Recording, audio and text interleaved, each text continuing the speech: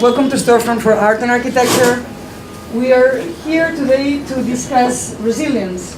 And yet before we start, I'm going to welcome you as well into Control Syntax Rio, an exhibition curated by Marina Otero at the Het Nieuwe Institute, the former NIE in the Netherlands, who is the partner in this exhibition that looks into the ways in which the new technologies of surveillance and control systems within cities are able to really depict anew the way in which we understand the representation of the city, but also the control of the city.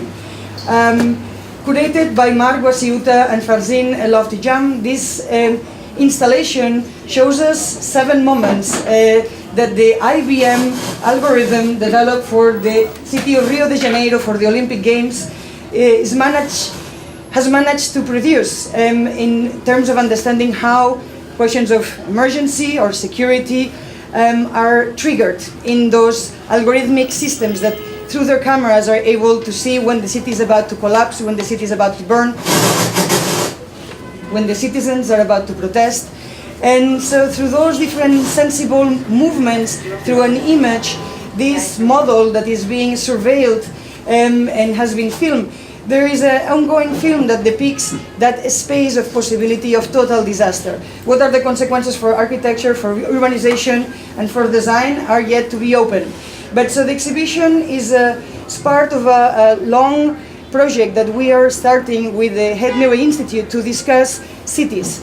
And so on April 23rd, we are going to host a conference in partnership with the New School where we are going to discuss smart cities ? And the way in which we are measuring the city and the way in which we measure and for who we measure it, what intelligences we understand are important to produce the cities that we want to live in, and how we are going to in fact affect that idea of measuring. So from impossible objects to political objects to measuring objects, the conference is going to be in a fantastic Sunday in an auditorium that the New School has opened up to us, and with an incredible sort of participants. And I invite you all to start RSVPing as the space is limited and yet the entertainment is going to be high. With that said, I also want to invite you all to join us in yet another 23rd of another month, May 23rd, when we are going to be celebrating the historical moment in which we find ourselves today, in where facts are things that are being questioned and sometimes constructed, being instrumentalized for the production of particular agendas, and yet at the same time brought to us by some of the most suspicious individuals that our history has been able to witness. With that said, Artifact is our annual benefit, so I encourage you all to join us and to contribute to the mission of this institution, mostly so that we can get a better sound system. So we are doing this in purpose, so that you can feel the urgency. And so with that said, it's possible that the several microphones under the speakers produce the interferences. So with all that said, what resilience? Switch mics. Okay. Switch mics, yeah. Try another one. Mm-hmm. What resilience is something that is going to be defined tonight. I'm not going to attempt to do that, but the definitions that come out of these events, and we have been doing this now for almost 6 years, become part of a dictionary of received definitions. What are the terms that in a certain way capture our moment in time is something that we are looking forward to. So with that said, I just want to thank Stephen for coming here with his book on Kiesler and his architectures. It was not too long ago when we had another Kiesler book by one of our present member audiences, Mark. And so Kiesler has been here. Sorry. Mark's like, hi. Sorry. Thank you. Sorry. It was, I mean, you know, I always say, like, you always do absolutely everything. In that, with that glitch, that part is part of the place in which we find ourselves today. I just want to thank Stephen for bringing the book here and for hosting this event. And with that said, please join me welcoming him with a big round of applause.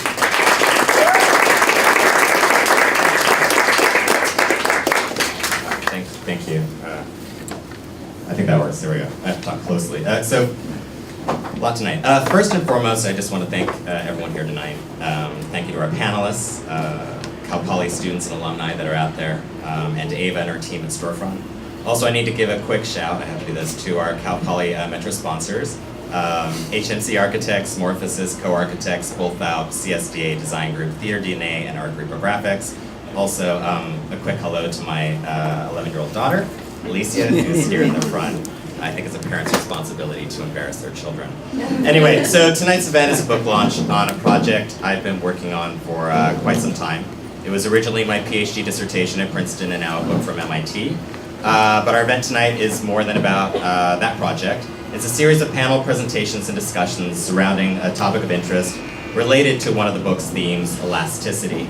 Or at least I would say a subset of that idea, resilience. So resilience has become a critical topic these days within a wide range of disciplines. For me, in addition to qualities of flexibility and adaptability, it carries political overtures appropriate to resistive strategies needed in the face of challenging, delimiting, restrictive, and controlling policies set in part to oppose open, liberal, and progressive societal values. Elastic architecture, in this sense, claims an extreme urgency today that for Frederick Kiesler, a Jewish immigrant to the United States in 1926 from Vienna, who was marginalized for his blatant refusal to design modern boxes, has perhaps some parallels. As I discussed, that little thing there, okay. That was supposed to be up for that one, sorry. A cute quote there, and then move on. So as I discussed in the introduction to elastic architecture, Frederick Kiesler and design research in the first stage of robotic culture, Kiesler was recognized as the greatest non-building architect of the 20th century. What this meant, of course, was that he built very few buildings in his lifetime. But what he did do was innovate the field of design research, exploring creative ways to invent new forms of space through a wide range of interdisciplinary media. Stage design, show window display, alongside animation and film, laboratory research and furniture design, art exhibition, gallery, and museum design, all of which came together to inform his sculpture, houses, and theater architecture. My book is effectively structured in accordance with each of these varied disciplines: stage design, display, education, gallery design, housing design, and theater architecture, arriving to a concluding study surrounding the impact of Kiesler's work on contemporary building practice, a study of architecture and its robota, i.e. what I call techno-cultural materialism, and its relationship to human labor. But as my time is limited tonight, I think only about 15 or 20 minutes, I'm going to speak first here, I do want to leave you with a general idea of what the book is about, as well as briefly introduce Kiesler's work, so the rest of the panelists don't have to. So I'm just going to quickly jump into Kiesler's overall design project, to then conclude with my thoughts on elasticity and resiliency as they relate to his most ambitious intentions, particularly as demonstrated in his Universal Theater project. Kiesler was sort of effectively born in Romania, sort of outside of Romania at the time, and educated in Vienna at the Academy der Bildenden Künste Wien. He was an avant-garde theater designer and architect in about the 1920s. His first stage design in Berlin, over there, actually, I guess left and right will always be on the left of the screen, is his Rossum's Universal Robots project. It's the first time, it was for a Carl Capek's play, and it was the first time robot was ever used as a word, effectively relating the humans, machines, and the techno relationships between them and how, and everyone was afraid robots would take over the world. I think they still are today. Anyway, he did this really interesting stage design that used an oculus, kind of like a camera lens, and it opened and closed and shows factory workers moving back and forth. It was quite dramatic at the time and innovative, and it launched his avant-garde relationships with Hans Richter and Viking Egling, and Theo van Doesburg in particular. So Theo van Doesburg and Hans Richter became his close friends. They were at the time interested in a wide range of De Stijl and Dadaist practices. He became part of the Dada, and mainly the De Stijl. Kiesler became part of the De Stijl movement. But in particular, Hans Richter, I've got here Rhythm 21, and there is Symphony Diagonal, had an influence on Kiesler's overall architectural project. This is some of the first things he was working on. He hung out with Viking Egling and Hans Richter in their laboratories, basically working with very maybe outmoded ways of thinking about animation, but in terms of very analog studies of still images that are effectively cut one next to the other, and effectively creating a moving sensorial spatial field. Contracting and expanding space was what they were very much interested. For Viking Egling, it really came as a reading of Creative Evolution by Henri Bergson, who was writing about endlessness, and he was trying to create that style of interest. I actually don't have the capacity to move over and click that other one. Huh. You do. Someone's doing that. Yes, just click on it. There we go. And so Viking Egling was doing these contracting and expanding spatial fields, idea of objects forming and becoming in duration. But also Hans Richter was doing the same thing. And it had enormous impact on Kiesler. He actually was inspired by these ideas. And in his first stage design for Emperor Jones, he created this contracting and expanding stage set that had pieces that could operate and open. And you can see over on the right, he actually displayed it as an animation itself, thinking about focused conscious attention and how you could create a funnel effect to focus on maybe one person on stage, but then open up and expand it and then close it back down. So this idea of taking an animate technique and deriving an architectural expression really became part and parcel of what he was after. His City and Space project in 1924, I think, did an interesting to style operation in relationship to this, trying to create an open and expanding spatial field, an idea of what he called an elasticity of building adequate to the elasticity of living. So he wanted architecture to effectively become spatial and elastic and open and mobile, very much like the human body and how we live our lives. And in this case, it was actually an exhibition for theater, and theater displays, but he also called it a city, and it was a place for open living. It was actually highly socialistic in its intentions, related to some of the stuff he had studied with working for Ada Flows. He took these ideas further with the first theater in the round, again, trying to correlate the relationship between people, spectators, and the audience, trying to create more continuity and rhythm and relationships that were more open to discourse, open to debate. He put this all together in 1926 in his Endless Theater project, which was one of the first times a continuous tension shell, dual shell structure created for its long span possibility, allowed an opening of space within a theater that could expand and contract with an elasticity. And one of the more interesting things he did is projected multimedia onto the surface of the interior, trying to dissolve spatial boundaries as well. He was not interested in walls, he was interested in challenging that idea and trying to create a space of openness and change and evolution. He's looking, of course, at Marcel Duchamp, his anonymic cinema. Again, those are sort of these, a series of these contracting and expanding spatial fields that he then copied in some ways or was inspired by for his Endless Theater. But more interesting, when he came to New York, he took these ideas and he started to bring them to the storefront. So he effectively, for Saks Fifth Avenue, which was a series of 14 windows, you concentrated your attention on each one of the windows to focus your attention, but then used a rhythmic background that moved behind to motivate and move the body to from window to window and into the store. Again, kind of putting to life the idea of an animation still. He took it, the same idea again with this style practice for the Film Guild Theater, creating an environment that again operated similarly using asymmetric patterns on the ceiling, floors and walls to bring you inside to the film theater itself, where he used, again, expanded cinema as a way to expand the interior space towards the exterior, also eliminating the idea of the proscenium curtain and using a somewhat abstract Hans Richter-like screenoscope. Really interested in the way in which we're looking at vision, looking at optics, and looking at haptics and movements of the body. He created one of the first scientific research laboratories called the Design Correlation Lab at Columbia University in 1936, I think it started, to 1940. I can't see the little number, I should know these things, 36.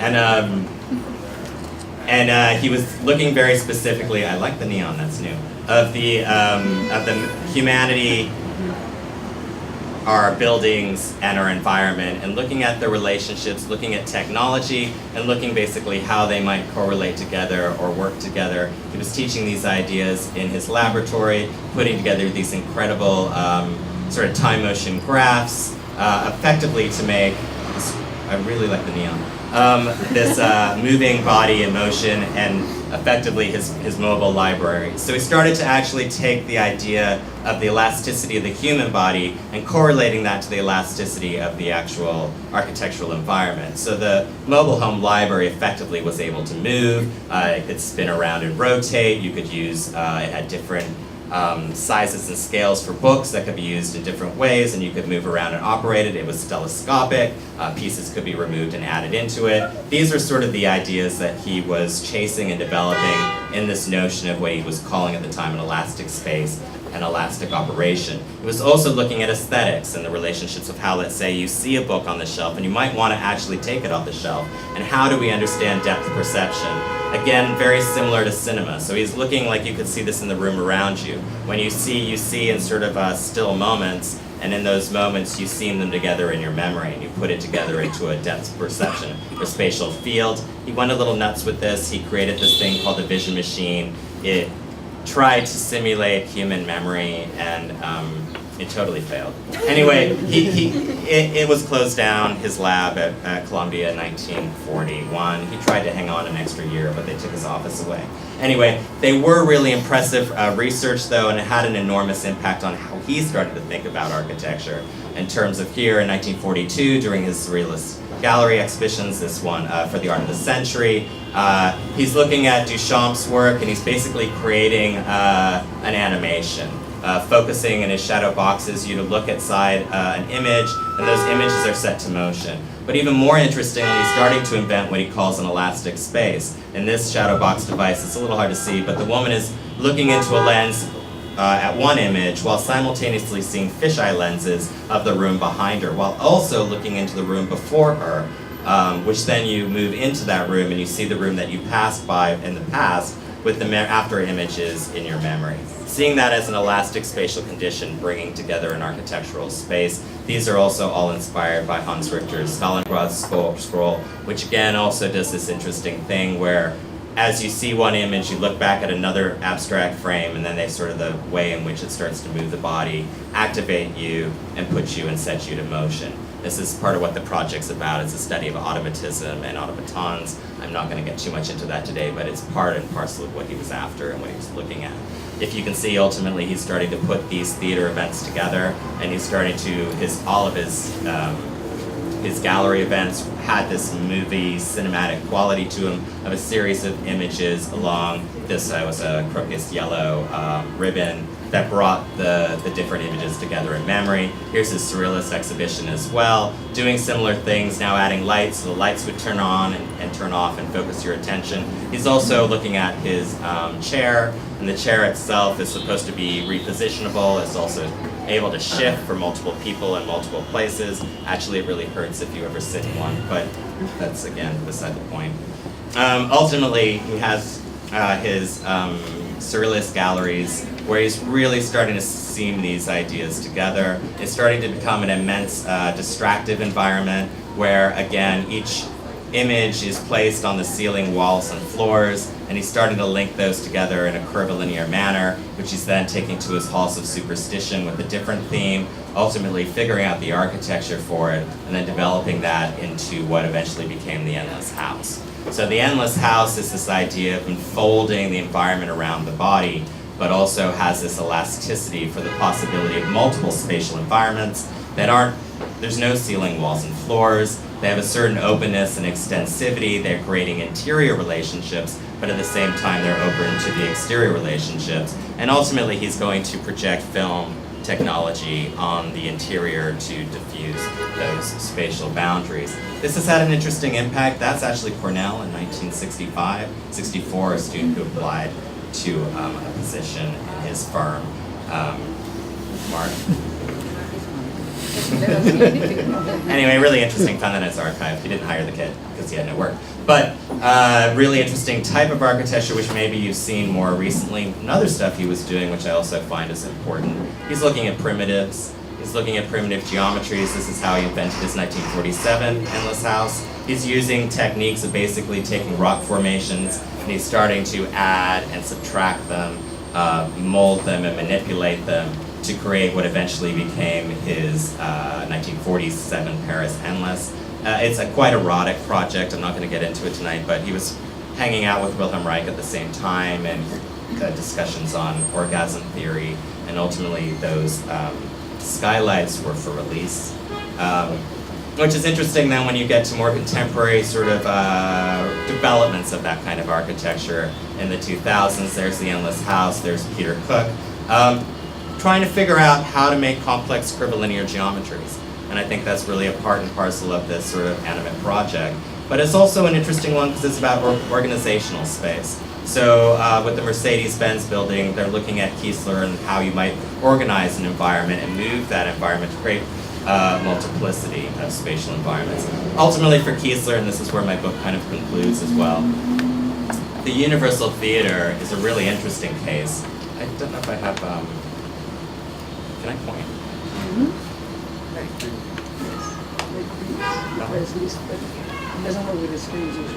So this is his main theater space. It's a big auditorium for about 600 plus people.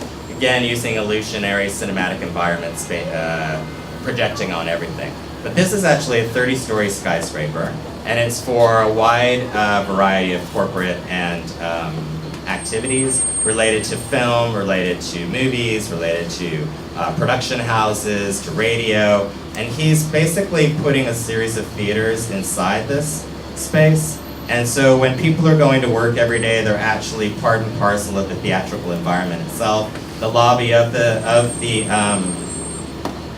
lobby itself is a theater. And so the theater is effectively becoming used as an operation, melding and creating what we could call a manifold environment. It's highly redundant spaces, a wide variety of different cellular type environments, bringing art and corporate life together, merging them where you're not entirely sure which one's influencing which. And he's putting that together to create what he called an elastic spatial planning strategy, one that whoops, I went too far. I ended it. Anyway, sorry. I can't go back, can I? That was the last slide, but I just want to go get that back on it.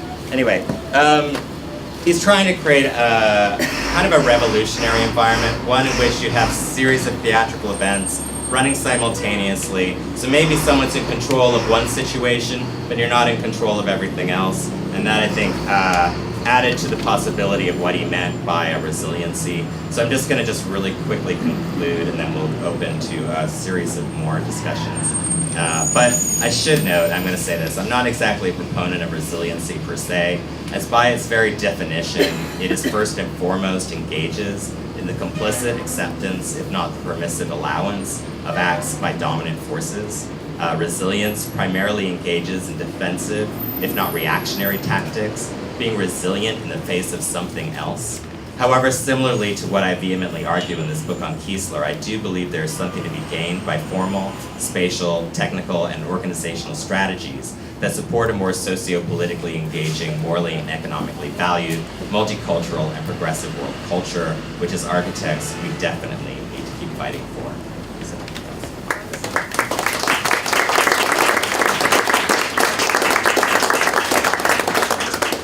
So Max knows who's next. You want to make some introduction on that? Do you want me to introduce everyone? I thought you guys were Laura McGuire is next. Laura McGuire is an assistant professor in Hawaii. She's also a Kiesler specialist. She finished her dissertation on Kiesler in Austin, Texas.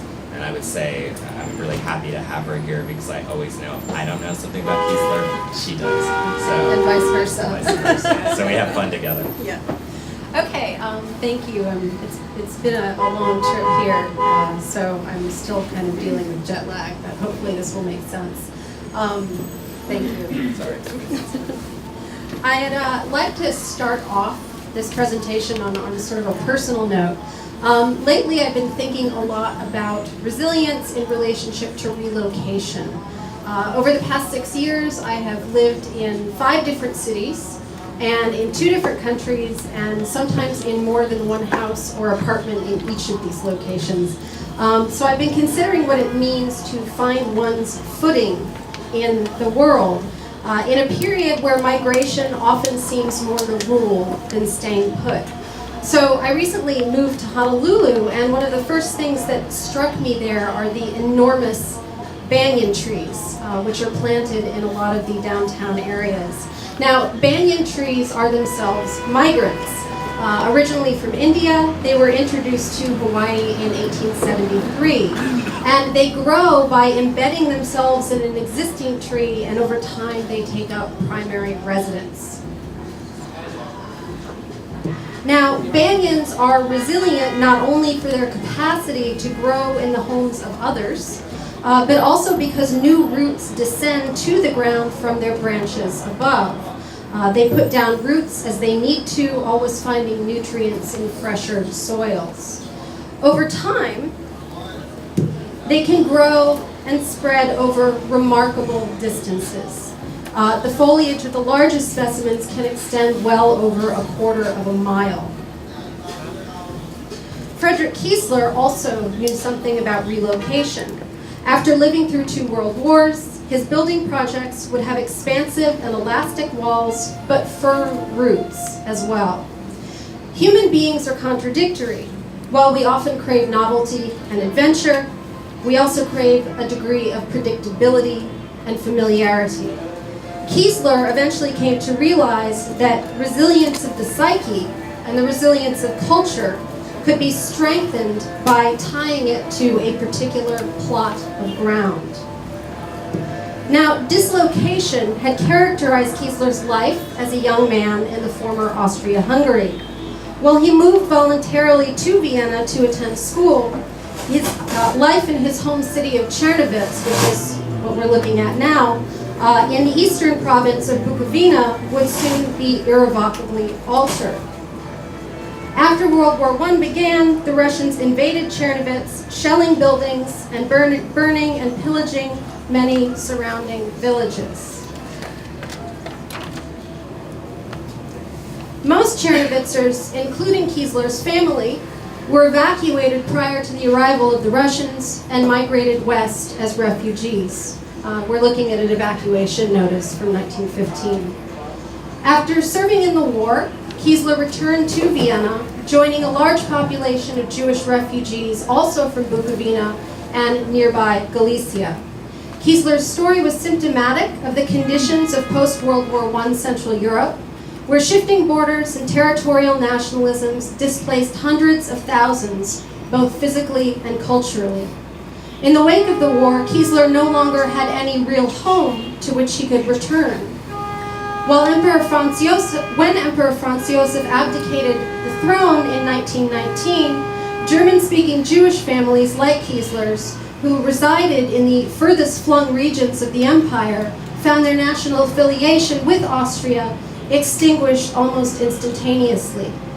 Kiesler would spend many of the next few years traveling, visiting, and living in Berlin and Paris. But after 1924, he never returned to Vienna or to his childhood home. If we consider Kiesler's own experiences, it is no wonder that during the years immediately following the war, his projects emphasized weightlessness and the continuous motion of human actors on vast, spiral-shaped stages. Or horizontal skyscrapers anchored to the ground only by thin wire cables and pilotis. Or a lack of any connection to the ground at all, as embodied in his floating city in space project for the Paris World's Fair in 1925. He remained oriented towards the floating and the insubstantial through the early 1930s in projects such as his space house for the Modern Age Furniture Company here in New York, writing that, quote, objects surrounding the individual should not obtrude their physical being into his consciousness. Since all living is an adjustment of the individual to the harsh conditions which exist in the outer world, The home should be the perfect scientific instrument for lessening these resistances, end quote. Place, therefore, was to be given over to flexible space. Space that would allow the individual to move freely in the home as if an interior world.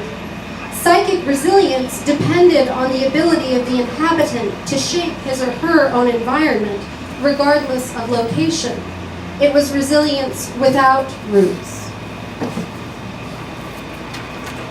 In the wake of the Second World War, however, and in the wake of the Holocaust, which claimed members of his wife's family, Kiesler's architecture underwent a significant transformation. His houses began to reach toward the earth.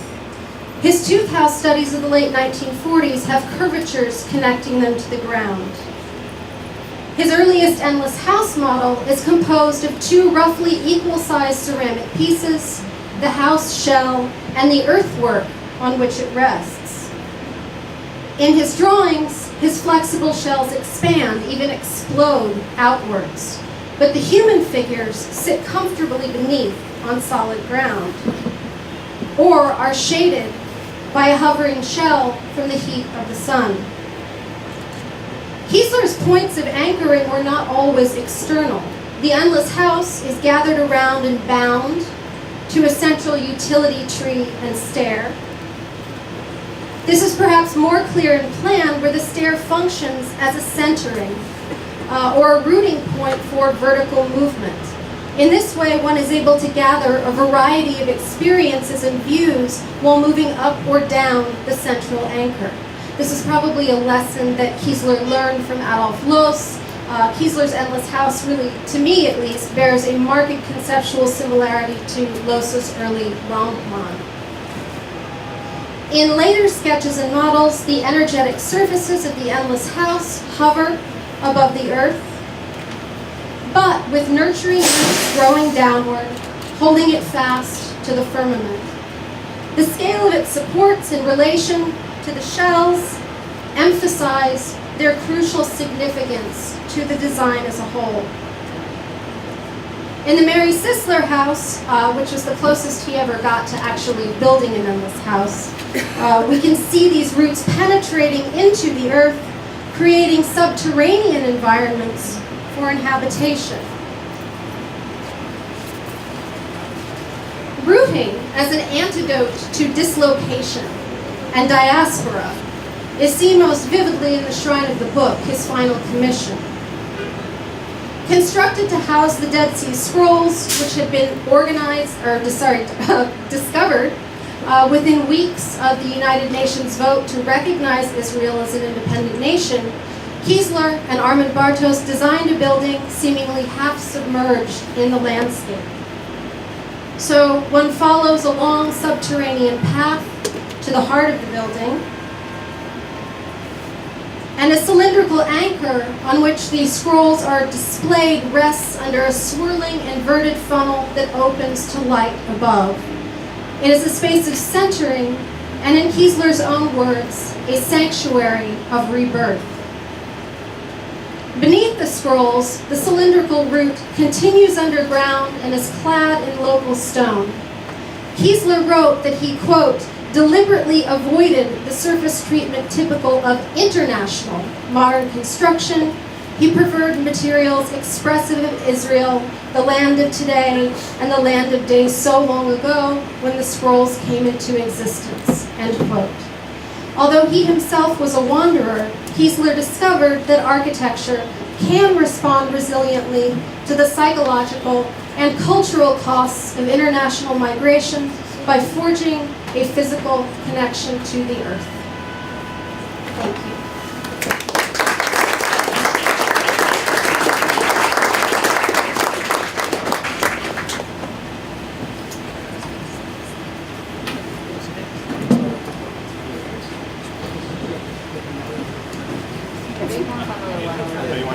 Just give me that one. It's working. Hello. Mark, you have to introduce yourself, I guess. No, you can do it. Just I'm Mark Linder. Well, Stephen, thanks for having this Kiesler Fest. as a way to celebrate your book. And I think it's a great way to launch a book, is to do something like this. And for me, it's been an opportunity to get reacquainted. Speak to the And microphone. I hadn't been thinking about Kiesler for a long time. I mean, not really thinking, just knowing. But this has spurred me to try to reintegrate, reconsider him as maybe important in ways that I hadn't been paying attention to. The slides, I probably spent more time on the slides than when I wrote, so I hope you can see them.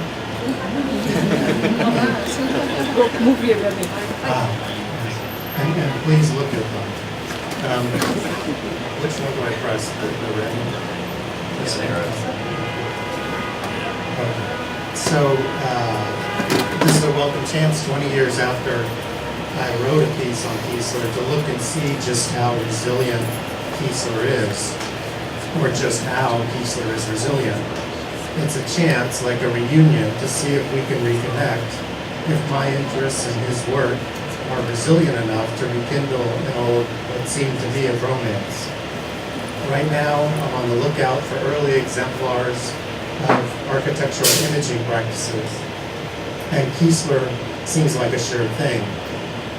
There's the Vision Machine, his inspired and brilliant take on photography, his adventures in show windows and commercial display, his celebrity, the viewing devices in his gallery for maybe Guggenheim. But as I've thought about it, I've come to the conclusion that Kiesler and I may not see eye to eye this time, which is a wonderful realization. To figure out why Kiesler comes close but fails as the kind of image practitioner I'm looking for is a challenging research problem.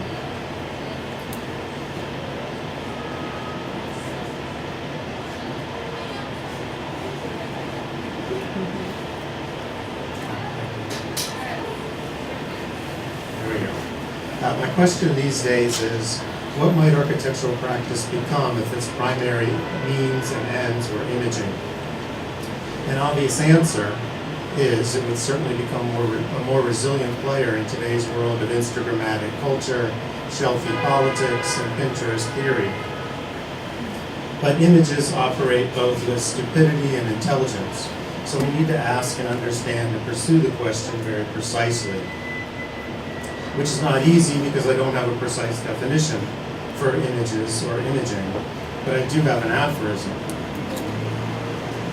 I don't know it when I don't see it. And I do have a general definition. One point is, imaging is a modality of appearances and exchange that prioritizes serial processing and association over representational form and content. Images are affirmational and tap evolved cognitive capacities, but often in ways that refuse or are opaque to dominant or conventional thinking. I'm looking for imaging practices that distribute and produce the artifacts of our image world, and that focus precisely on the construction of those artifacts and their effects, which is where we see the resilience, the long, slow burn and indefatigable churn of certain spectacularly rare architecture events, highly particular after images. An overload of after images is all we may have left of many exemplary architectures, from Mies to the Smithsons to Kiesler, which fuels the popular misconception that those architectures are ubiquitous. Actually, and literally, I think these architectures are rare, like Duchamp's fountain, or like really good sushi, or like ready-mades, or Brillo boxes. It would seem almost anything by Kiesler. With those practices, there's almost nothing worth copying, but something almost worth repeating. One place to get architecture as imaging is the curious puzzle of the visual room in Wittgenstein's Philosophical Investigations, which, coincidentally, perhaps, he produced at roughly the same time that Kiesler was producing what I think is his most amazing work from about 1929 to 1946. The visual room is the almost something that two people in an actual room can imagine, share, and discuss, like experiences of pain or of memory. The visual room should not be understood as interior or private, It's imaginary, but it's neither what he called a quasi-physical phenomenon, nor simply a mental representation. What I'm trying to get at is this: the reciprocity between the visual room and the actual room operates as a sensible figure of what it means to get architecture as imaging. Simply put, the visual room is almost nothing, or something aesthetic. Wittgenstein says that what you get when you imagine, share, and discuss the visual room is a new way of speaking. This is a quotation: a new way of speaking, a new comparison. It might even be called a new sensation. What you've primarily discovered is a new way of looking at things, as if you had invented a new way of painting, or again, a new meter, or a new kind of song. A second,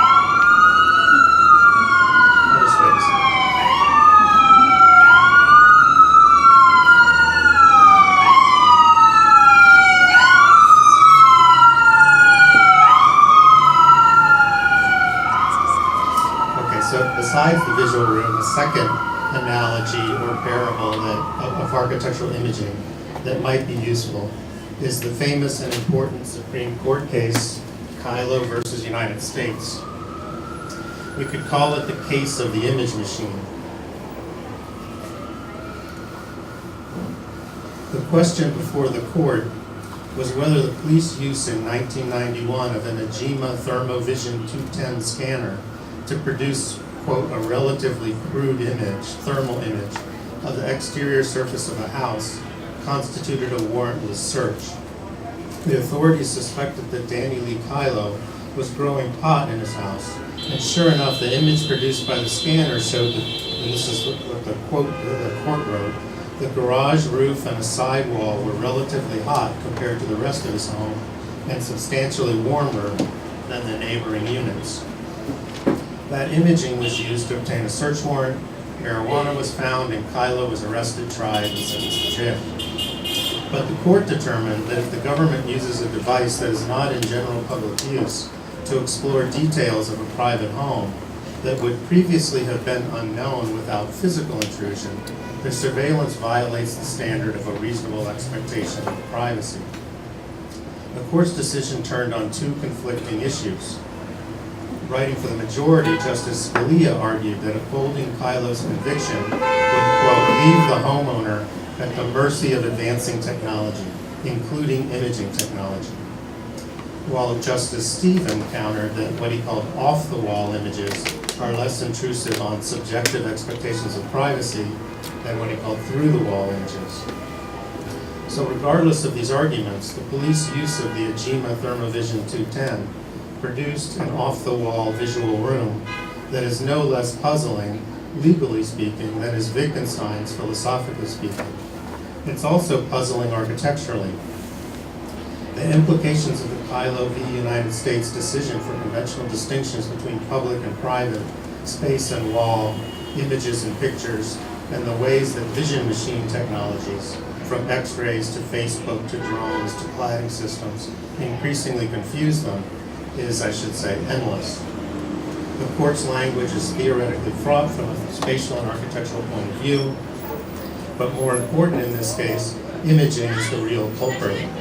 The problems become even more intriguing, confounding, revolutionary, and potentially hilarious if we imagine Kylo living in the endless house, or if the case had instead involved Duchamp and the evidentiary images were produced by Kiesler's vision machine. So in conclusion, and returning to the next topic, it may be that the best evidence of Kiesler's resilience is that 25 years after the Ajima Thermovision 210 was considered esoteric hardware, and 75 years after Kiesler ended his vision machine research at Columbia, those two kinds of images have become pretty easy to design, but no less fascinating to imagine. Thanks.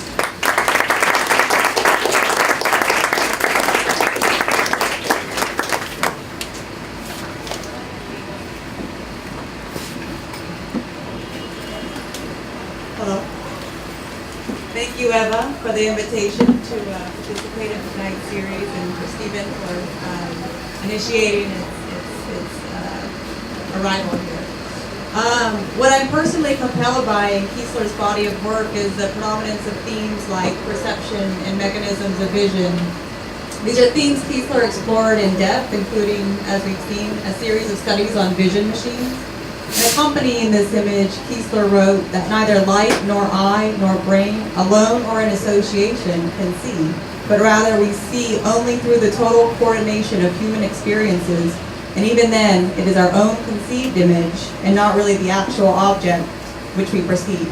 We learn, therefore, that we see by creative ability and not by mechanical reproduction. Since the perspectival revolution of the Renaissance, architecture has been interrogating new kinds of seeing and signification. These stubborn subjects are timeless ones, and their endurance is not threatened by incompleteness or a failure to build an architectural idea within the physical world. The unrealized, the unbuilt, the unfinished business offer us something to return to. That is resilience of the unreal.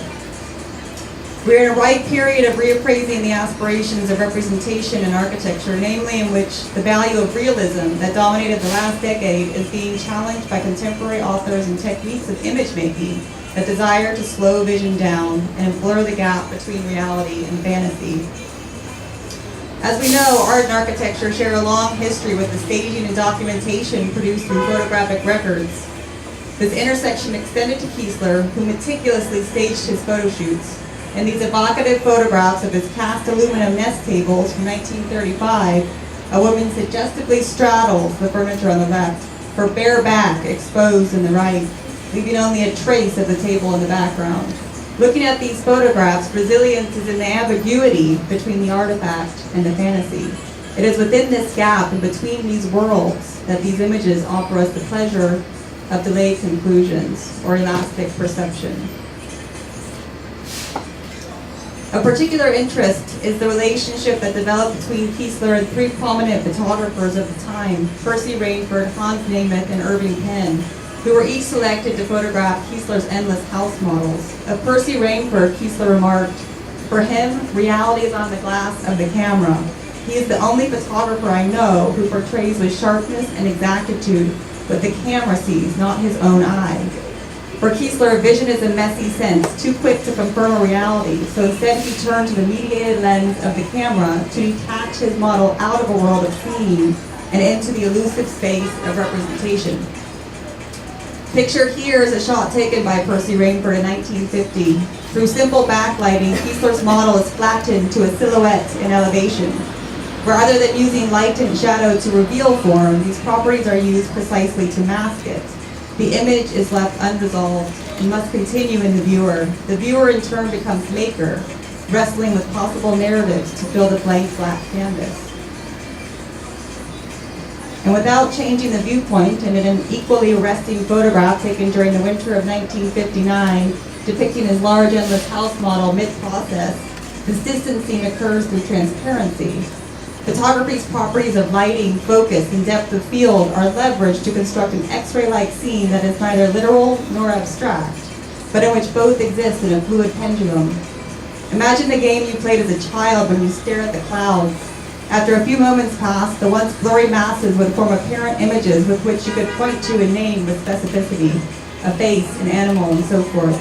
Before too long, the sighting would be gone and another character would take its place. That is when we learn the resilience of multiple readings.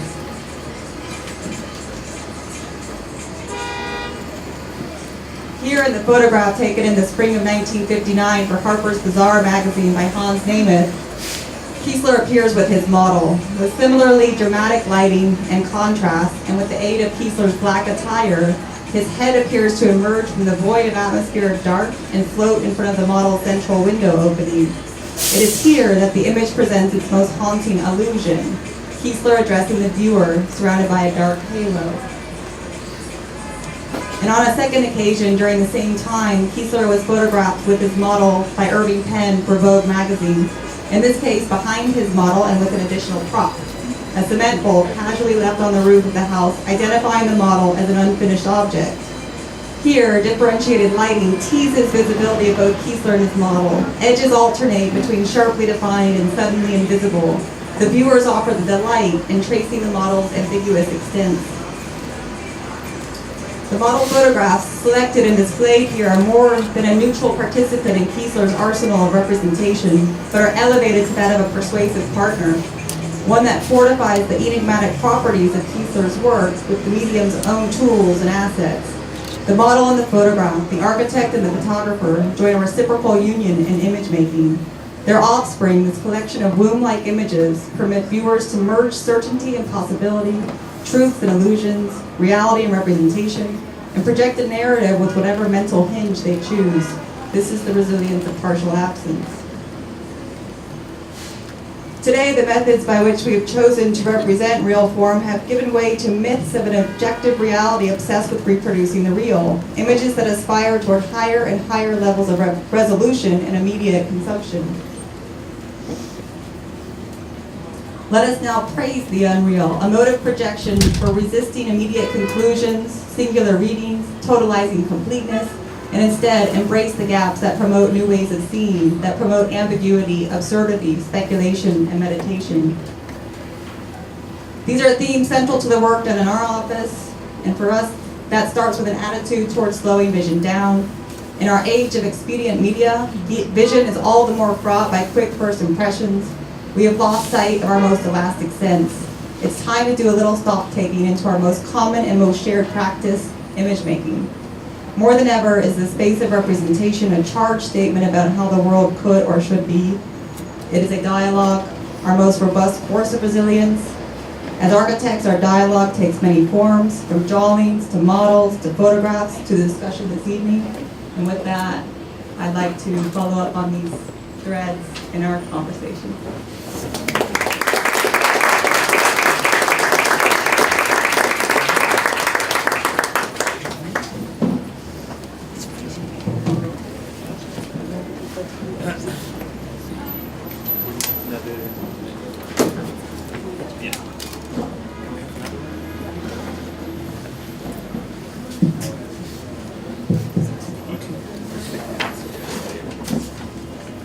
So, good evening everyone, and thank you very much for the invitation to join you here.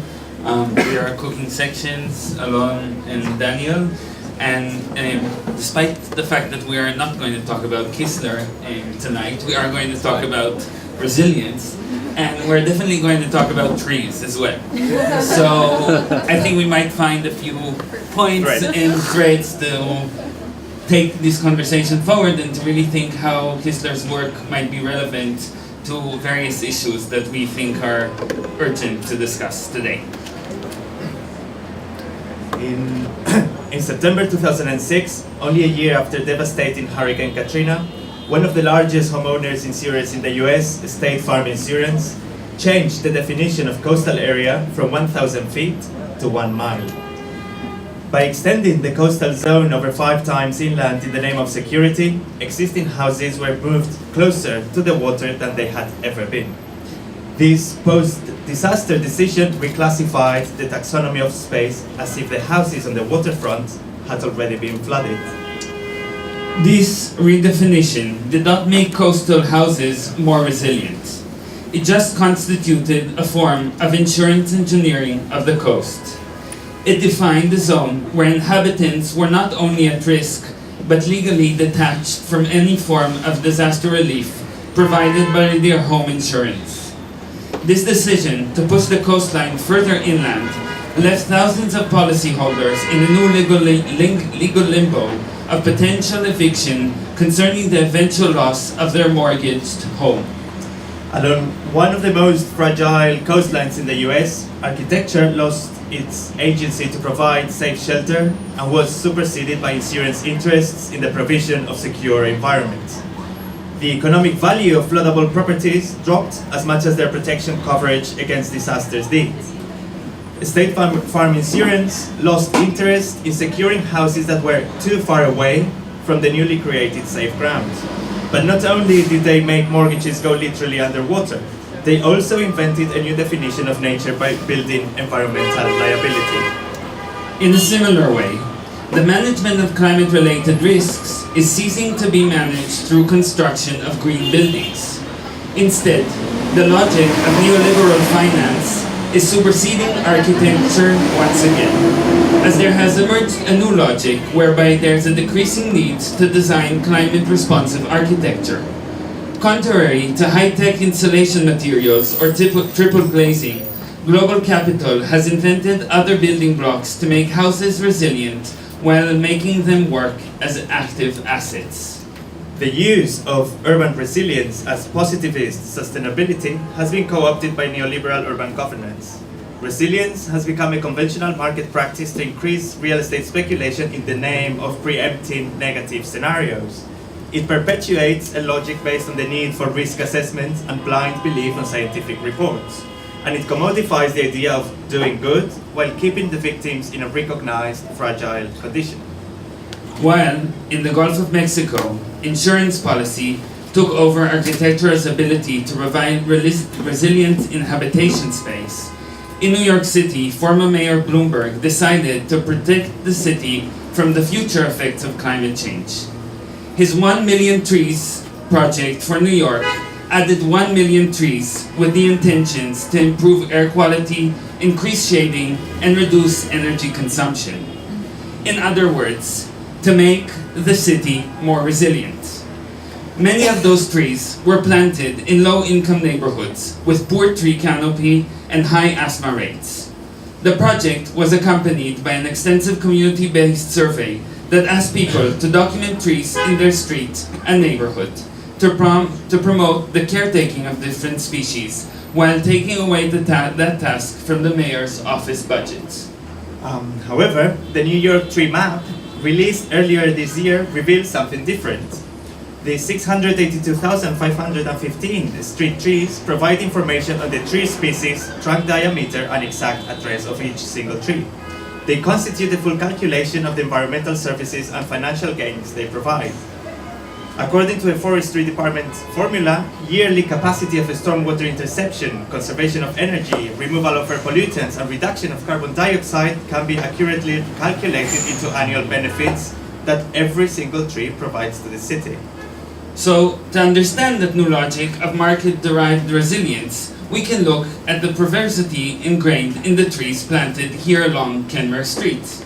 And many of you will see them much better through the windows than in the projection. So, the attempt to save the environment by planting trees in the city is hiding a new speculation bubble that capitalizes on the calculation of the value of nature. If we took a quick look at out of storefront, we could encounter 13 trees of 6 different species growing on Kenmare Street. So here, that one, in front of the entrance at 97 Kenmare Street grows a bristly locust, 12 inches in diameter.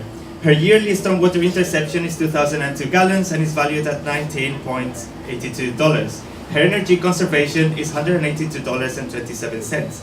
Yearly, she also removes $15.65 of her pollutants and sequesters $3.25 of carbon.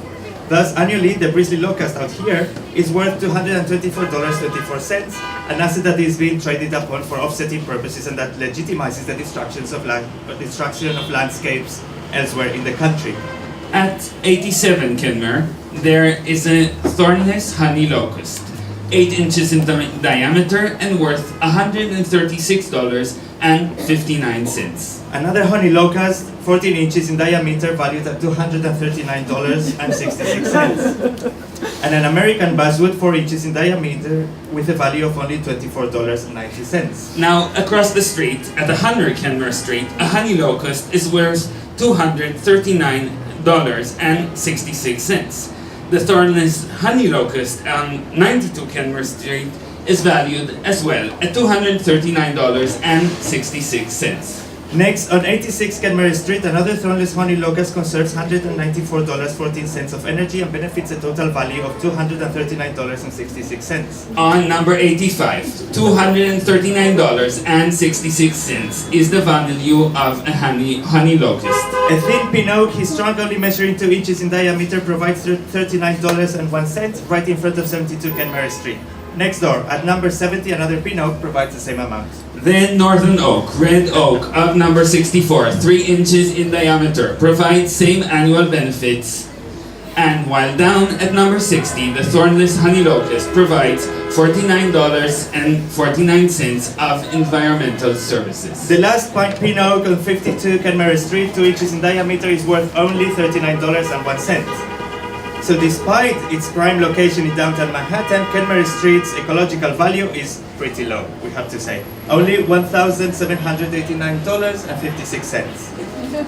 If we were to look at the borough of Manhattan, with its 65,678 trees of 149 different species, the amount of environmental services would add to $8,533,240.61. Yet across the river in Brooklyn, 177,873 trees are worth for the local authority almost $30 million.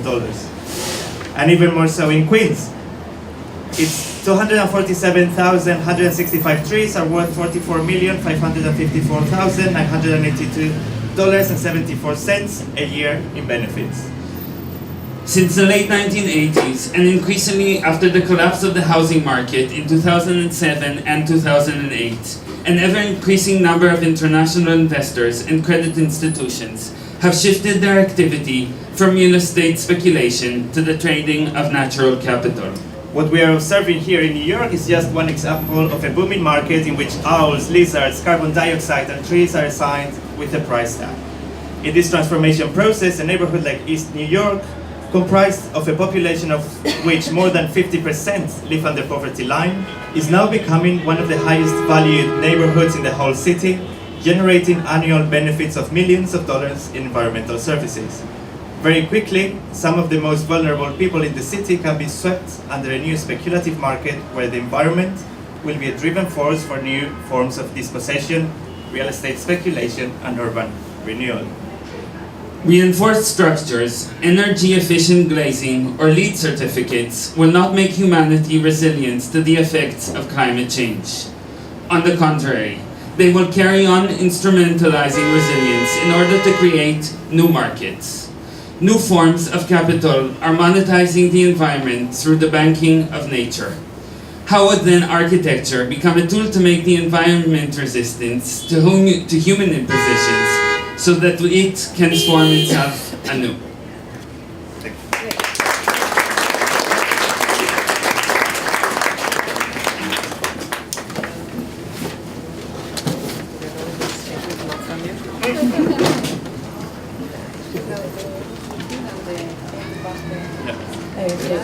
Use the one of Alon, it's a bit louder.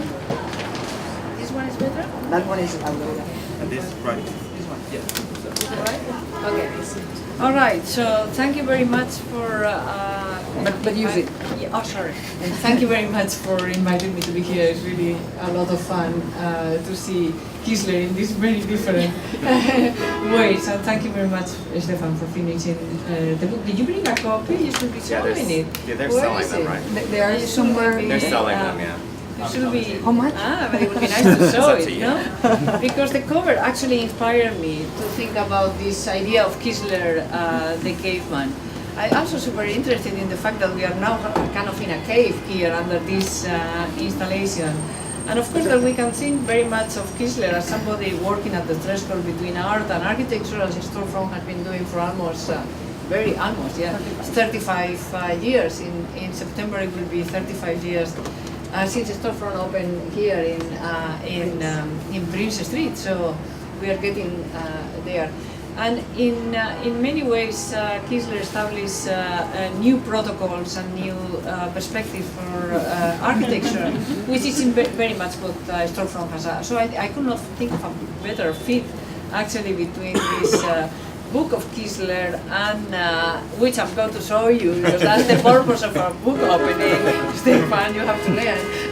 But also, you see, he chose a very particular image in the book, which is precisely the idea that I wanted to address, which is that the Kiesler as a caveman. And in many ways I do have a question for you, which is the relationship between this idea of the cave, which is so persistent in Kiesler, and the idea of elasticity and resilience. Right? Okay, so where are they? Here. This is a drawing of Kiesler of Vienna in the 1920s. where, as you can see, the traditional spatial arrangement of a city has been replaced by this dense web of lines that is punctured by monuments, right? There is a vague sense of zones, each with a number, as in a tourist map, but this is not a tourist map at all. Kiesler city, in fact, is not to be found at all in the streets and in the monuments, but precisely in the urban caves, in the urban recesses, the caves, in his word, of the artists. So for him, the city is a city of interiors, basically, that are located in the heart of public spaces. And this complex width of the drawing links in his mind cave to cave as in a wave, as if the visible city of the city would have become a cover for a single vast interior, a system of chambers that are carved into the landscape like the interconnected spaces of a mind. Kiesler's drawing of Vienna was actually produced as an illustration for an interview that he had in 1961 with Progressive Architecture. In the interview, Kiesler, who had immigrated to Vienna, as we heard before, in 1926, and here we have him with his boxes in the harbor, and here closer to the time of the interview, he goes back precisely to his early years in Vienna and describes the life of the artists in the city. He insists that there were not only extraordinary individuals and groups in Vienna at that time, as we know, but most significantly, and this is his words, meeting places, private apartments, studios, and above all, cafes where we will gather. For Kiesler, these cafes and these homes were more important than the big art institutions, for what he says is the creation of a warm climate for the artists to thrive. And to map these interiors is precisely to map the intellectual life of the city. This is what he tries to do with that map. This is really difficult to handle on this thing. Yeah, okay, why don't you pass? Okay, great. So he says, yes, pass. Different groups will meet at different places. At the Imperial Cafe, for example, Karl Kraus, pass, which was of course a famous critic, will gather among others with Adolf Loos, pass, with Kokoschka, with Somber, with Albenberg, with Anton von Werner, next. At the Café Museum, of course designed by Adolf Loos, next. I remember he says a long table at the end of the room in front of all, on our wall mirror, where after lunch and dinner, all the composers will get together. Oops. This is very hard. The museum, he says, was the cafe for all of arts, artists and architects. So Kiesler and all his crowd will meet in this cafe. And the Kremner and Ring Hoffman, next, will preside with all the professors of the School of Industrial Design. This is Hoffman and Colomon Moser. But then he goes on to say, next, that there were also meetings in private houses like the writers Fritz Lamp or Franz Werfel or Kafka and Albert Einstein. And then he says, no wonder, as I recall, that such groups fighting it out with each other and against each other caused the heat lightning and the showers that produce what we are now. Is this working? No. Thanks. Thank you. So, no wonder, is this working? No, okay, so we lost the whole sound. That's great. Max? So how can we do fun? Something will happen. Do you want to go for your jacket? Is it cold? Is it super cold, right? Yeah, okay, you want to close this door? No, you cannot close Not this door. possible. Why not? I asked Master Max and he said, You cannot do it. there are people You would moving, spin. photographs. Ah, but we can slightly close it. We will see it move and then the screen will fall and then... Yeah, okay, don't do anything there. We can survive. This one works. Okay, this one worked? Yeah. Okay, great. So no wonder, he concludes, that such groups fighting it out with each other and against each other cause the heat lightning and the showers that produce what we are now so nostalgically called the creative 20s. That, my dear Tom being the guy that is interviewing him, Tom Crichton, in the Progressive Architecture, is what is missing here. He's talking about, of course, New York, which he, in fact, you can say that he never adapted, right? I mean, he was, in many ways, always out of place. For Kiesler, in other words, next, the city is a city of interiors, a system of caves, loosely connected by overlapping physical trajectories. The visible order of the exterior city is overgone then by a more bodily form of perception. Indeed, Kiesler's drawing of Vienna is kind of a blueprint, you can say, of his whole architecture. All he ever produced was caves, and this is actually the drawing as it was published and his original. Next. All he ever produced was caves, and you can keep passing, understood as psychological retreats, but also as sensual emporia. This is next. No, that's enough. These caves are not simply a retreat from public space of the city, rather they are a retreat in public, like the cafes, carving a private space right out of the very substance of public life. This is the cave in New Harmony. Of course, the sexuality is obvious, so we will discuss it if you want later, but it's pretty evident, so I don't think I need to. This is how this is how I encountered Kiesler. The Beaubourg was finally organizing an exhibition in the early 90s of Kiesler. Nobody knew who Kiesler was, very few people really. And I have just done sexuality and space, and then they sent me a photograph of that theater that you saw before, that kind of Austin kind of super big phallus. And they said, we were wondering, this is Chantal Beret, the curator of the big Kiesler exhibition in Beaubourg, if the author of Sexuality and Space will be interested in writing about this great project of Kiesler. And I wrote a big no, and I'm not interested. But in the end, Chantal was very persistent, and I was at the time in Washington doing the research on the hymn, so I made one day my way across the lawn to the American Archive, the American Archives of, or the Archives of American Artists, and of course I ended up writing about the space house, but it kind of shocked me the extent to which people in architecture really knew so little about Kiesler at the time. But anyway, if it wasn't because of the sex, probably I would never have written about I didn't want to become the sex lady, as I told the woman in what is this? Anyway, so all he ever did, I think, was to produce these caves. And there is this incredible reversal of private and public, in as much as these caves are, of course, in the very heart of public space. Kiesler, indeed, next, claimed to have worked only on one project his entire life, the Endless, and he started with this space stage of 1924, next, and continue with the multiple versions that we have now seen many times of the never realized Endless house. Next. It is not by chance, you can keep going, next, several versions of the Endless house, next. Here published, and another version with the trees, and here inside the Endless house. Next, it is not by chance, in fact, that the drawing of Vienna, in fact, you can see it also as a drawing of the Endless. The city becomes this kind of amorphous zone by overlapping trajectories. It has exactly, next, the same quality, the drawing of Vienna, of the Endless house, in which one space continuously flows into one another with almost no openings to the exterior world. Architecture becomes a sort of loosely organized squiggles. Next. Kiesler, in fact, drawing conveys its quality of the architecture. The tangle of lines traced and retraced obsessively in his sketches for the Endless house, similar to the drawings of a small child or the insane, suggest the trajectories of the everyday life of an artist in the city, from cafe to cafe, from cave to cave.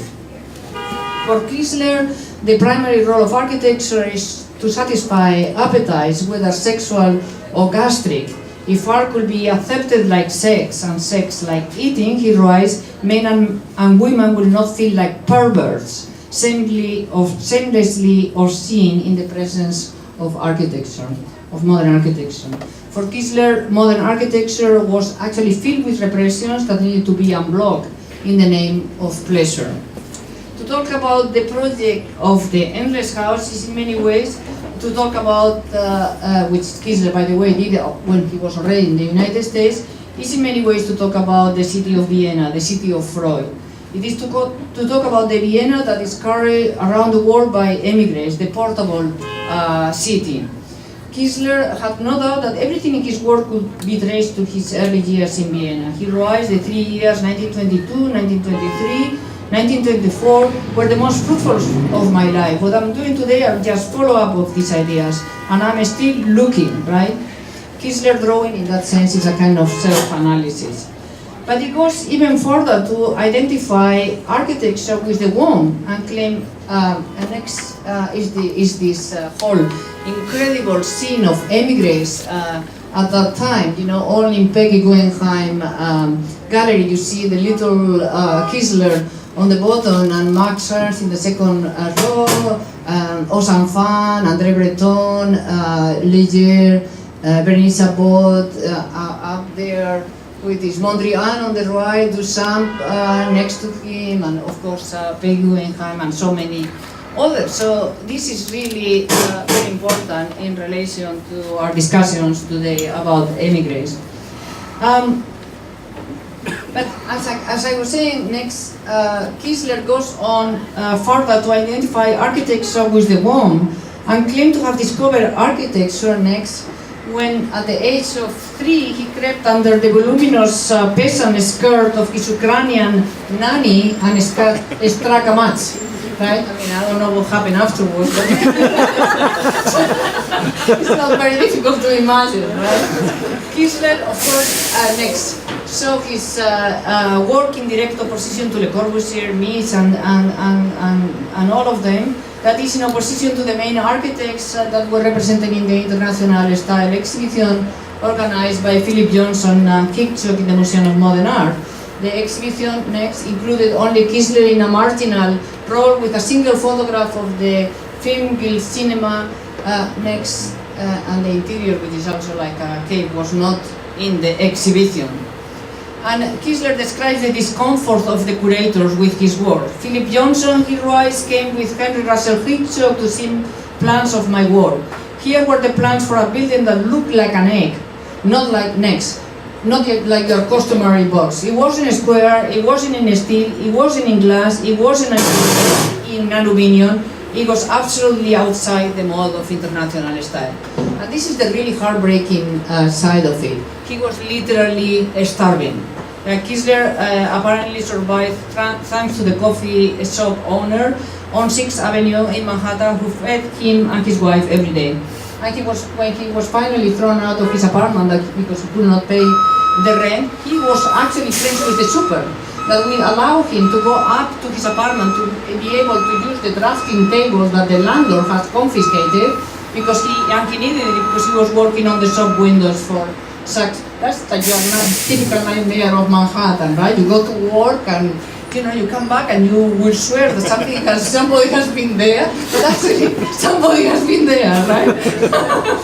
And this little Kiesler let in the apartment with a new person by the super. Next, inside the endless house, which is his diary, in a way his memoir, describes his inability to afford even the basic expense in terms of the same emaciated body that he identifies with modern architecture. All in all, he says, I'm down to the bottom, I have practically nothing left. These expenses are the bone structure and there is no hope for either skin or flesh which wish to cover the skeleton. So there is a real confusion between his architecture and his body that will become more evident now. Because what is even more striking, and nobody actually writes about it, but I couldn't resist having here the cooking sections, that Kiesler really understands architecture as an eating disorder, and I think that's fascinating.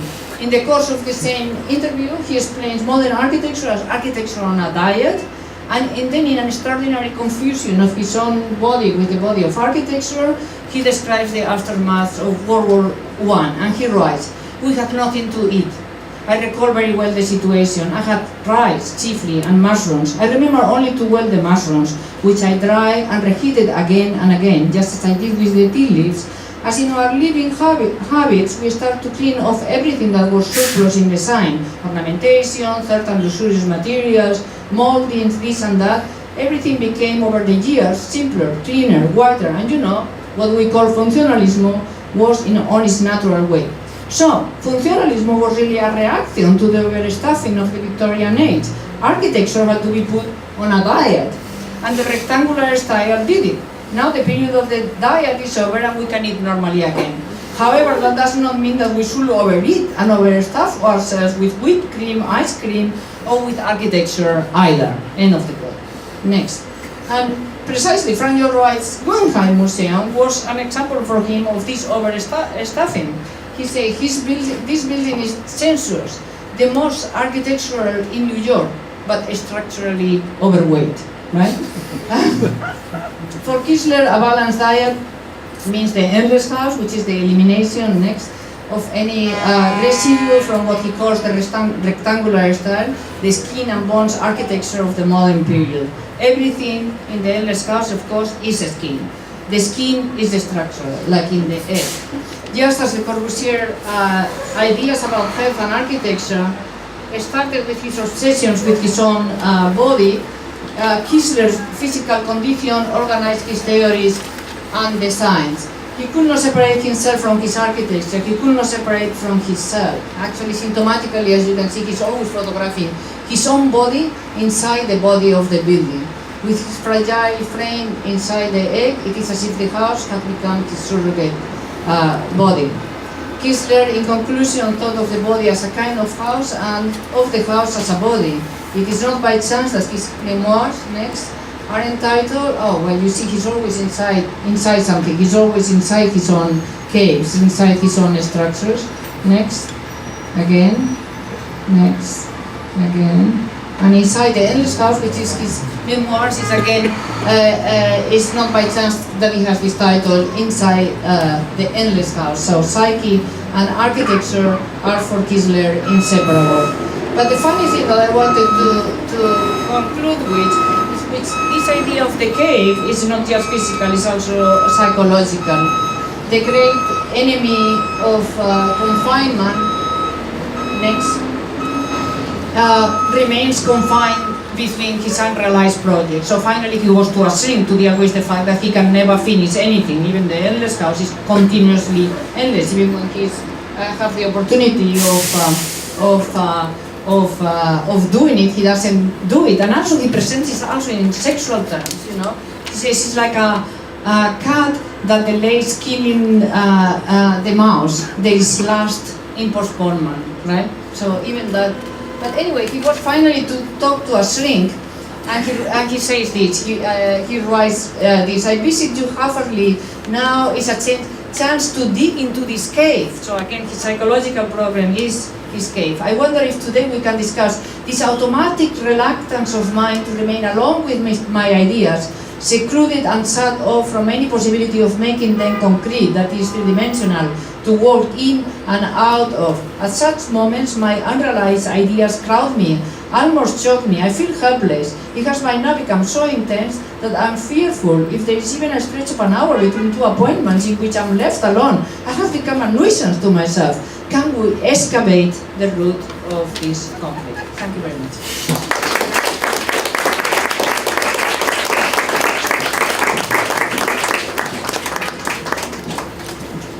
Maybe we should just start with caves. It's an interesting one. Okay, the book is about 384 pages, but it has 160 images. It's very easy to read. But first and foremost, there's a lot in it.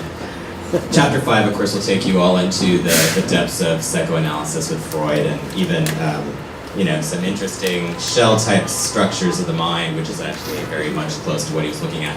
The historiography of dealing with Kiesler was very, very important. I think Laura understands this with me too. He wrote the discussions on caves, talked about it in the 60s. He first started talking about caves when he was working on magic architecture in the 30s, 40s. He wasn't talking about caves before that. It's true, when I went to Vienna, I ate in one of those wonderful places in a cave underneath, and I said, oh yeah, this is so Kiesler. Well, you could say this is a cave. You could start to say any film theater is a cave. It gets a little... So I always kind of chase into what he was doing. Why did he look at caves? Why did he create a story around caves? It also was about nests. So he also did talk about the elasticity of a nest in a tree, and he talked about orangutans and trees and how they create elastic nests. He did very interesting things, but he was actually creating in my opinion, he was trying to understand himself, he was trying to understand architecture and the human body and our relationship to environments we create our homes. But he was also trying to create the mythology around that. He was very much creating a book, Magic Architecture, which was going to sell his story of the beginning of architecture, his first primitive hut. He was very clear, his first idea of the primitive hut was a cave. And that was part of that story. So at that point, it starts to really develop in his work. Then also you look at Freud. Very much he did look at Freud. He was not as interested in Freud until he met the Surrealists. You can start to look actually at the books he bought and what he had in his archive and what the dates of them were. Most of them were actually dated after that experience. He was actually looking at more scientific studies. He was looking at William James, which is quite a different character when he's looking at, let's say, the Vision Machine and before that. So for me, trying to maneuver through his world, I always try to understand when he's using the terminology he's using it, when it starts to influence the way in which he's working. Absolutely true, he has a strong intrauterine fetish. I take it on as hard as I can in terms of pre-Oedipal discourses related to Melanie Klein. I mean, you can go into Lacan, you can really, for me, it was more Freud as well in that sense. And trying to understand for him, and this is why I kind of actually theme this about robotics. It's a robotic culture. It's not necessarily robots per se, but it's the absolute obsession we have as human beings to double ourselves into the world in which we're in. We build buildings that are a lot like ourselves and characteristic of ourselves, embodiment of ourselves. This notion, which I found really fascinating, related to elasticity, also related to robots. They would talk about the elastic skin of the human skin, and then of course the skeletal and their relationship. And in many ways, the skin and bone architecture he was against. Maybe he was all about the elasticity of the skin. I'm not sure I want to go there. But to me, it was very much an understanding of how technology, how humanity, how the things we make and manufacture have a relationship. Ultimately, I would say he was kind of not the best architect, in that he couldn't detail the complexities of the continuous tension shell structures he was inventing. He was looking, and I think actually you could even look at what was happening recently in the 90s and the early millennium in some sort of animate architectural forms that never really were able to achieve the complex curvilinearity that is actually being aimed. There was a beautiful moment, I guess, when he was building a house in Florida, shows up in some of the Kiesler books, where they literally did almost as if you could CNC a piece of plywood, and they stuck it there in the air, and they have one piece of plywood that's carrying the curvature like a beam and I-joist, and then they're all staring around at it going, I have no idea what we do next. So he had some limits. I think the cave and the intrauterine discourses, and I actually think it has a lot to do with shell structures, and it has to take that off.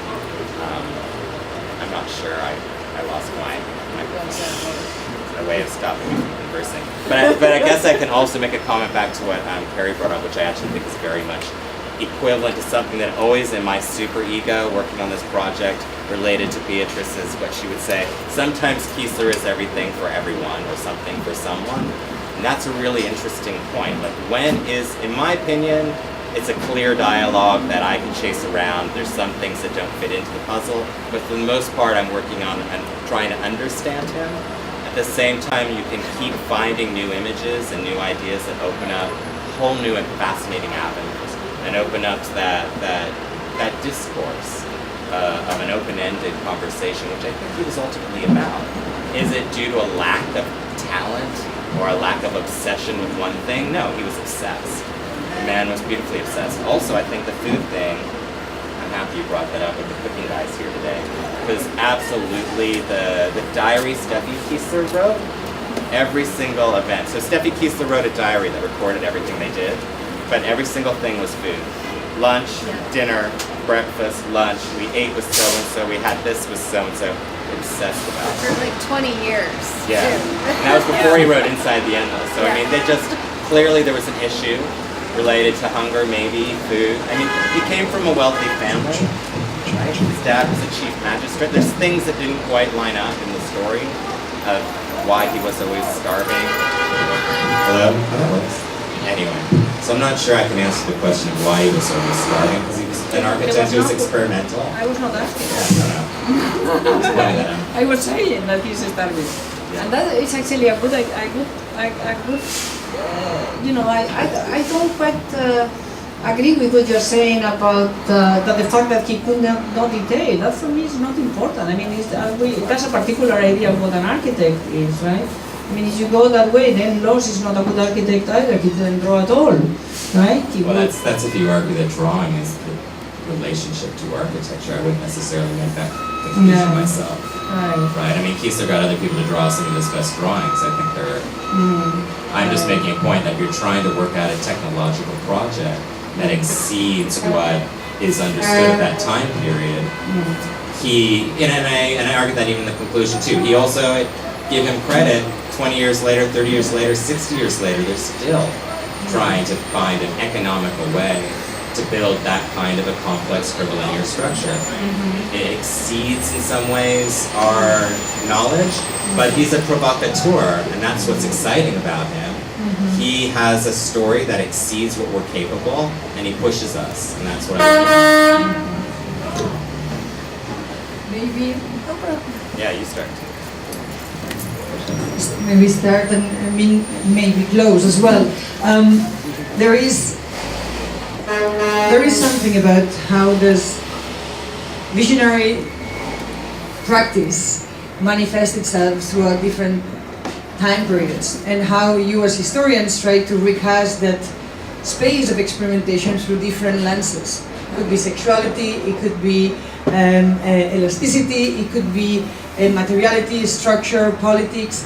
And so for me the question always is in this exercise of rewriting the history, and we just saw it in front of us, rewriting the history of the trees in the sidewalk, is what is the task that we are left with when we are trying to produce new aesthetic forms of representation that force us outside of that immediate space of the object, but producing space that represents not only the camera's point of view, but also society's point of view. And so the idea of trying to redefine a term like resilience or elasticity, for me also is a space of reflecting how do we look into Kiesler back then, but obviously from an unavoidable now, right?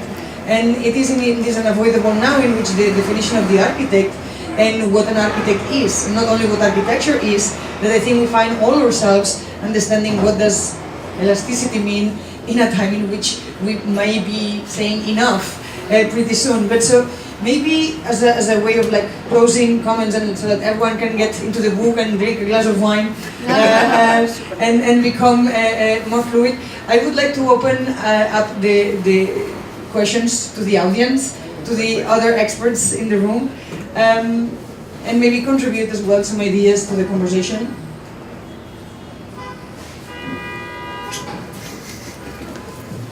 I talked this morning about Kiesler, and I am going to repeat the question an undergrad asked. What's the place of the social in Kiesler? She was looking actually at him tragically alone in the Cephalus, so it's always the individual human psychological subject, right? But there are intonations of society there, especially his, and saying even if this cave is a cell, right? It's a unit that can be multiplied. So the social. The social? The social, yes. The social is huge in The social, I guess I was trying to, well, and I don't want to go too much into it, but of course he was in Vienna, Habsburg Empire at a certain point during the socialist period, and he was working with Loos with socialist housing, so he had a certain interest on that level. But if you go all the way then to the Universal Theater, which was my argument, it's a social project. It's an organizational strategy, actually, of communication. Even with the halls of superstition, he was dealing with, I don't know, maybe 14 different people, trying to bring them to have a conversation in a time in history when they wouldn't talk to each other. And so he was trying to create, I guess, even an object or an environment to open up to discourse and debate. So I actually do see him as someone who is very pro open ideas. Even the City in Space project, ultimately that was a social housing project. The idea was to keep an unbounded open environment that no one is bounded into any one location, but you all could communicate and interact. Even the Endless House, even if we think of it as an introverted environment, he had always intended it to be multiple families, and he also always intended it to have an illusory environment that would open up that space. in sort of a multimedia virtual way. So, and he writes about that in terms of lighting too. So I think there is a strong social discourse, and if I guess the question. There, just to emphasize that, there, in the 1930s, he was interviewed a bunch of times promoting an idea that he called home hotels, whereby there would be individual dwellings for people, but within sort of a hotel communal environment. The other thing is that in the publication that he did for Architecture's Biotechnique, at the close of the Laboratory for Design Correlation, the cover of that publication features a boy in a tenement building, sitting alone. The implication being that the theory of biotechnique and Creolism that he's proposing is going to cure social ills as a whole, potentially, in architecture. And then I have to just add the sexuality part too, because what the house was supposed to be, in reading Wilhelm Reich, it was about release at the end of the day. It was ultimately kind of playing around with ideas of satisfyingly productive lives. How can we be satisfyingly productive? And it's an interesting argument, and it kind of gets to these guys with neoliberal discussions as too, and I do think there's something there. And that he was hoping the house would work to relax you and release at the end of the day, and it was an intrauterine environment based on some of the readings he was reading, trauma of birth, things like that. So he is playing around with the idea of the house as a psychoanalytical to warm you up so you can get back out the next day and go to work. Now that's a problem, we can talk about that. No, but social, I mean, the social is super important to him, starting with the cafes in Vienna. I mean, all these guys, Loos is the same. I mean, it's like they seem not to have spent a minute on their own. I mean, the idea of exchanging ideas is super important to him, as demonstrated by the cafes, but also by his life in New York. He's constantly hanging out with these people in the art world, spending time with, you know, making friends with everybody basically, in the cafe downstairs in 6th Avenue, or with the super, or with the other one. Much more with the art world people, actually, for what we can see in all the documents, than with the architecture world, right? Much more with them. It wasn't very accepted. What did you answer? No, I tried to answer, precisely that. Even that last project, the Bucephalus, I think there's an issue of regeneration there. It's not an individual human being secluded. No, it's not. It's a dream machine. So there is some kind of universality in that psychological subject. Somebody's asking something there. No, here. My first art history paper, 1965, at Queens College, was Frederick Kiesler. You can't ask me why, I can't give you the answer, but over the years, what I've come to think a bit is there's the trauma of the castration of the Austro-Hungarian Empire. And this idea of extension, this idea of geographic and social extension. Leo Szilard, the Manhattan Project, get all this, the physicists together, work as a group in the Bauhaus. This is a kind of a mentality, and I think since I've, focused on those of that empire that are real gung-ho with this kind of sharing and this kind of endless possibilities, this kind of almost utopianism, I think that comes all out of that trauma, which was, something that you did mention.